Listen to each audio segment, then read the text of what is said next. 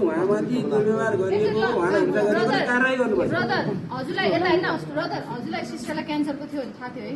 होइन जे भयो नि बिराइ हुनुहुन्थ्यो अनि पिटाइ खाएको नि थाहा थियो है पछि इन्फर्म भयो चिल्लाने इन्फर्म भएपछि थाहा भयो तपाईँले किन ट्रान्सफर गरिदिनु भयो तपाईँसँग सबै पावर रहेछ किन ट्रान्सफर हिजोको कुरा हो पास्टरको कुरा त हजुरले गर्न सक्नुहुन्छ नि ब्रदर प्रब्लम भन्नुभयो हिजो मलाई थाहा भएको ट्रान्सफर गर्दै भयो अलि लोकलमा ल्याएर राख्दै भयो सेन्टरमा ल्याएर राख्दै त पिटाइ खाइन्थ्यो सुन्नु न आर्मीमा के हुन्छ भने कमान्डरको अन्तरमा बनाउनु पर्छ होइन अहिले उहाँले मलाई जिम्मेदारी दिनुपर्छ होइन किन अब के अरे मिडिएटरको रूपमा होइन के भन्छ एसिस्टेन्ट मध्यस्थकर्ता होइन त्यसको रूपमा उहाँले मलाई अहिले राख्नु अब जावेज पनि आउनुपर्ने आउनु भएन होइन अब पास्टर पनि आउनुपर्छ पास्टरले भन्नुपर्छ अहिले चाहिँ अब के अरे तपाईँले डिसाइड गर्नु म विनितासँग कुरा गर्न चाहन्छु के अरे बिमलासँग यदि सेवा गर्न चाह्यो होइन 3 बजे टाइम दिए 3 बजे टाइम दिया होइन टाइम त दिया हो नि त 3 बजीसम्म सेवा गर्नु आउनुहोस् न बस्नु भन्नुभएको छ त गरेको सेवा हो नि त यहाँ चाहेन त्यस्तो होइन नि यार के कुरा गर्नु त्यस्तो जान भन्नुभएको छ त्यही त होइन तपाईँले आधार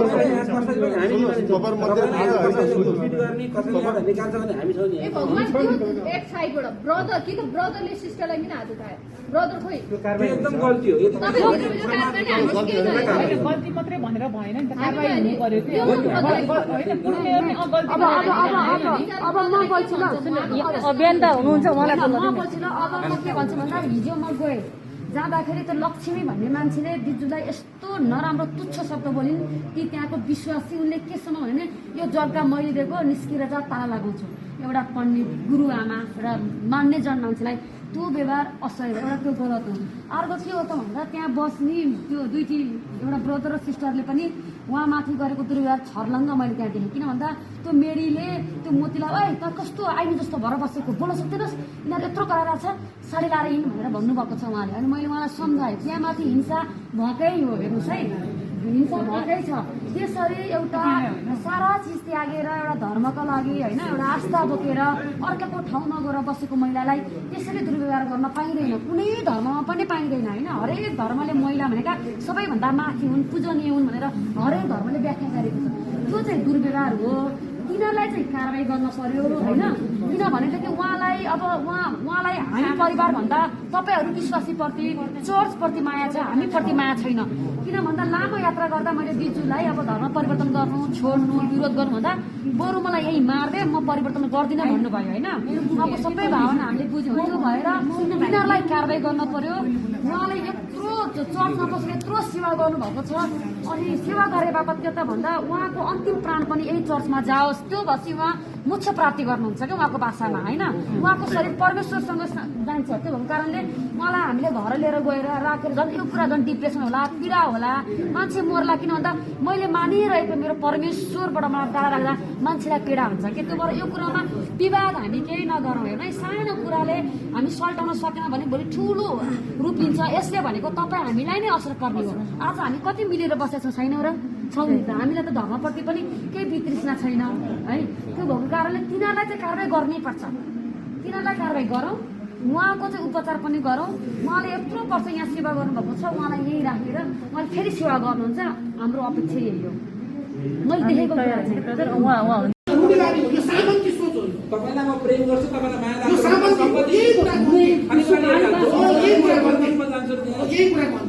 म कसरी रोडमा लडेको म उठाउँदिनँ क्यारे त्यो जबरजस्ती यहाँ कतिलाई उठाइएको छ तपाईँको महिला मात्र उठाइएन यहाँ कतिको ल्याएर उद्धार गरिएको छ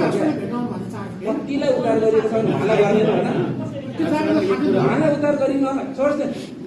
चर्चले कति उद्धार गरेको छ भन्ने कुरा डाटा हेर्नुहोस् डाटा हेरौँ डाटा हेर्नुहोस् चाहिएको ठाउँमा त्यहाँ मजाले त्यो डाटा नि हामी उहाँ निवेदन हालौँ यो मान्छे पुरा सुन्यो भने मलाई समय लिएर उनीहरूले वाचन गरिरहेको लागि के हो वाचन गिलले हामीले सुनाउनु पर्छ त्यो मलाई सबै सुन्नु ब्रदर तपाईँ म सहेर यति अहिले मात्रै पास हिजो मात्रै ट्रान्सफर गरिदिएँ मैले अझ कसलाई तपाईँको नाम के अरे उसको नाम एलिसा जोनलाई पठाउनु नेल्सनलाई पठाउनु यो इन्डियन ब्रदर पठाउनु ब्रदर पास्टर मैले उसको नाम पनि लिऊ एलिसालाई पठाउनु त्यो के अरे त्रिशुलीको ब्रदर दुईवटा एउटा इन्डियन ब्रदर पठाउनु सानो सिस्टरलाई कन्ट्रोल गर्छ मलाई पनि उसले कन्ट्रोल गर्छ म उसको अधीनमा बस्छु सानो सिस्टरलाई कन्ट्रोल गर्न पर्यो मैले भने ए तेरा सिस्टर नहीं दिएर वो ठीक नहीं ये ठीक नहीं बोलो तेरा भैया को बोलो यही उसको वाणी मौका त खोज्नुपर्छ क्या उसले तपाईँको कुरा सुनेको भए गऱ्यो होला अनि एकचोटि मौका सुन्नुपर्छ कस्तो भनेर अब अहिले त सबै मिडियाहरू त गए नि है अब हाम्रै परिवारमा त चाहिँ अनि तपाईँलाई कस्तो लाग्छ तपाईँले पनि आफूले निर्णय गर्नु भाइलाई सम्झाउनु त अब म त त्यही हो चर्चले मलाई राम्रो हेर्छ चर्चले मलाई भोलि गर्दैन दोहोरो कागज बनाउनु नहेरेर बसेको चर्चले त मलाई हेरेन अनि म चर्चको मान्छे होइन तपाईँ चर्चको हो तपाईँ बाहिरको हो विश्वासी हो मलाई भित्रको मान्छेले हेरेन भित्रको मान्छेले अन्याय गरेको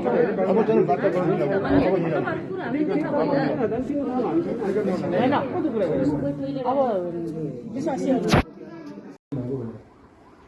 खासै थाहा भएको धेरै भएन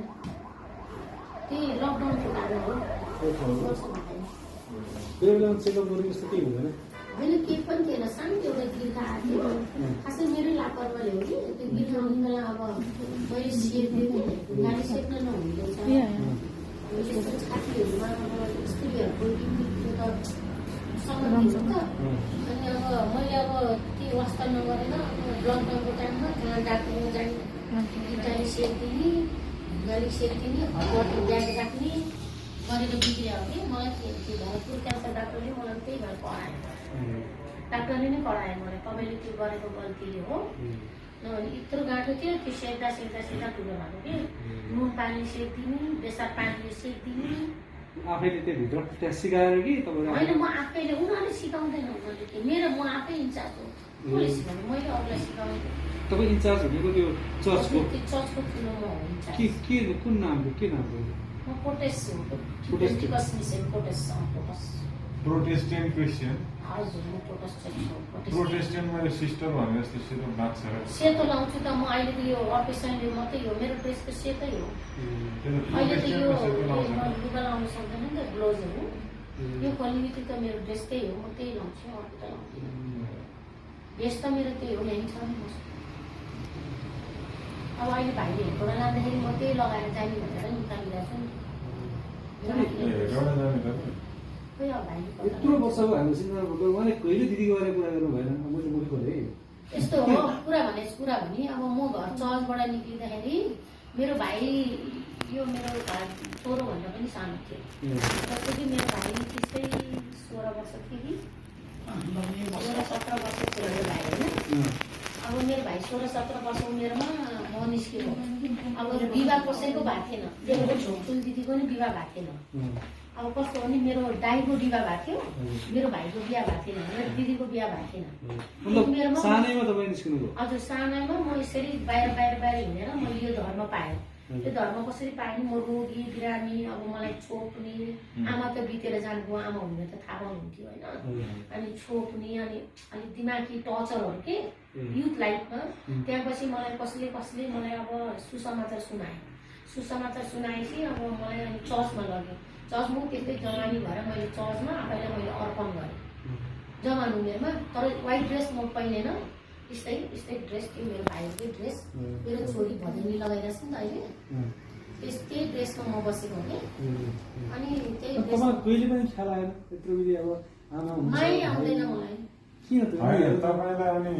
यो रोग निको हुन्छ भनेर चर्चमा जानुभएको चर्चमा गएर म निको पनि भयो अनि फेरि कसरी रोग लाग्यो अब यो त मेरै केयरलेसले गर्दा भनेर मैले ढुङ्गाले थिच्ने अब हिट्टाले त्यो त तपाईँ केयरलेस होइन नि त्यो तपाईँलाई त ब्रेस्ट क्यान्सर भएको रहेछ होइन त्यो तपाईँले ढुङ्गाले सेके पनि नसेके पनि क्यान्सर त क्यान्सरै हो तर ट्रिटमेन्ट हुन्छ रोग निको हुन्छ भने चर्चमा छिरेर पनि त तपाईँ त निरोगी त हुनु भएन नि त रोग त लाग्यो त तपाईँलाई जेसुकै भयो भने चाहे त्यो सानो बिर्खा निस्कियो होला त्यो त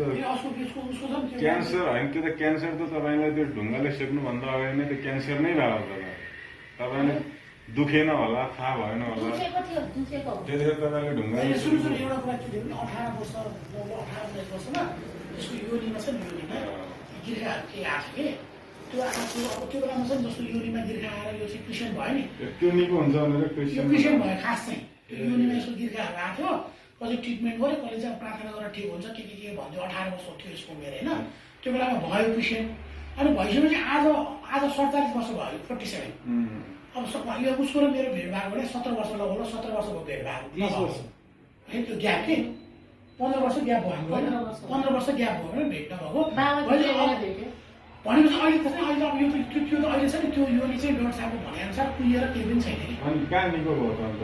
निको नै भएको छैन। त्यो योनी त त्यसले बढ्दैछ नि, त्यो योनी कुहिएर केही पनि गर्न नहुने कि। अब त्यो अवस्थामा कोही अब खत्तम के एकदमै, अपरेसन पनि केही पनि गर्न नमिल्ने। जुन रोग निको हुन्छ भनेर उहाँ चर्चमा जानु भएको, त्यो रोग त निको भएन, झन् फैलियो। अन्त कुनै रोग शरीर अब यो तपाईँको शरीर नै त्यसले खतम पारिदियो। अहिले केही पनि भएन, चेक गरिरहेको छ नि मैले। चेक मैले चेक अब तपाईँ गरिरहेको अहिले छु सबै। अपरेसन गरे होइन त यहाँ अहिले? यो छातीको मात्रै, यो तलको त पुरै छैन, तलको त ट्रिटमेन्टहरू गरिरहेको छ। त्यो त मलाई थाहा नि, त्यो मैले गरिरहेको छु, मलाई थाहा छ नि। अनि मैले पोखरामा मैले गरेको, पोखरामै गरेको मैले। ट्रिटमेन्ट त गर्नुभयो कि? तर ट्रिटमेन्ट गर्दा मैले यहीँ अब यो छ नि के अरे यो मैले यो हस्पिटल भक्तपुर आरुबारी हस्पिटल नेपाल मेडिकल कलेज, मेडिकल कलेजमा मैले मासु काटेर इन्डिया पठाए पनि तर कुनै पनि नराम्रो आएन। मैले मासु काटेर मेरो भनेअनुसार सुन नि, त्यो जस्तो त्यो त भएन। उसले जस्तो तिमीले ट्रिटमेन्ट गर्ने भनेर उसले भने होइन, पछि तिमीलाई चाहिँ यो ट्रिटमेन्ट गरेर चाहिँ त्यो सहयोग गरेको मेरो पैसाले गरेको छ, त्यही पैसा उनीहरूलाई खालि यो ट्रिटमेन्ट गरेको कुरा जस्तो खाँदै थाहा छैन। त्यो भन्दा नि अर्को कुरा तपाईँले भन्न नखोजे होला, उहाँ त रोग निको हुन्छ भने जानुभयो भने अबदेखि नयाँ तरिकाले जाउँ न। पुरानो दोहोरिरह्यो भने त कुराकानी भयो होला होइन, मेरो भएको भने अध्यक्षसँग तपाईँसँग भयो होला होइन, हामीसँग त भएको छैन। कसैले सल्लाह गरेर गरेको होइन नि। हाम्रो सेवकले उपचार गर्न जाने भनेको कसरी होइन? यसमा उहाँले पनि मलाई फोन त गर्नुभएको थियो, दादा म चाहिँ मेरो गाईको जग्गा पास गर्न जानु छ, अलिकति टाइम लाग्छ होइन, मैले तुरन्त गएन पनि हुँदैन भनेर उहाँले मलाई पनि भन्नुभएको थियो। तर उहाँले मिसगाइड गरेर जानु भएन, यो त ओपनली कुनै पनि कुरा भएन नि होइन। उहाँले भन्नुभयो, उहाँले व्यक्तिगत रूपमा निर्णय लिनुभयो होइन। उहाँले एउटा सानो उपचार गरेको हाम्रो उपचार गर्न आइरहेको हामीलाई थाहा छैन। त्यतिसम्म त गरेर रहेछ नि, हामीलाई त्यस्तो कुरो थाहा छैन। उहाँहरूले अझै हाम्रो औषधि होइन त्यत्रो हामी त प्रार्थना गरेर निको भयो भने बाँच्ने हामी हो।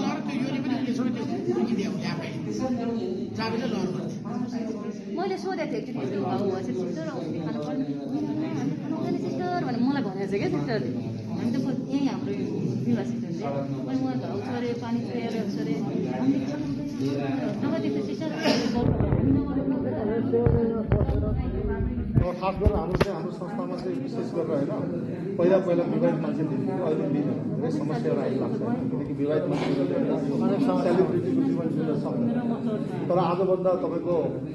20 वर्ष अगाडि त्यो सिस्टम थियो, अहिले धेरै त्यो बन्द भयो। अहिले विवाहित होइन हामीलाई मात्रै भन्यो भने हामी त सिस्टर हामी गर्छौँ, तपाईँलाई भन्थ्यो होला क्या।